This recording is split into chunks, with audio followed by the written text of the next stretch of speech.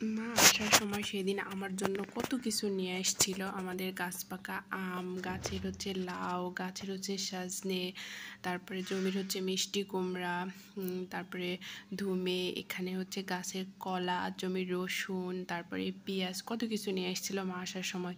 তো আমিও ছিলাম, আমি সঙ্গে করে যেহেতু নিয়ে এসেছি জন্য আমিও ছিলাম। তো যেহেতু আমাদের জমির বাসার তো ফরমালিন দিয়ে ভরা, বাজারে থেকে যেটাই কিনি না কেন। তো যেহেতু আম সবেমাত্র পাকা লেগেছিলো, তারপরেও মা যেহেতু এসে থাকবে কিছুদিন, এই জন্য মা আমার জন্য অনেকগুলো আম নিয়ে এসেছিলো।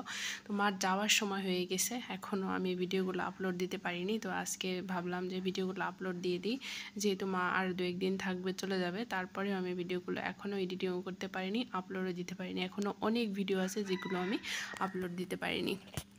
তো মায়ের মন দেখো, মায়েরা বুঝি এমনই হয়, যেখানে যাক না কেন, মেয়ে হোক আর ছেলে হোক, যেখানেই যাক না কেন, যাইতে লাগলে মানে প্রয়োজনে যে জিনিসগুলো সেগুলো বেঁধে নিবেই।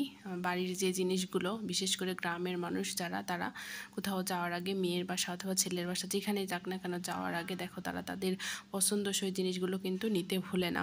আরও কত কিছু যে মা নিয়েছে, সব ব্লগ আস্তে আস্তে তোমাদের সঙ্গে শেয়ার করবো। আল্লাহ হাফেজ।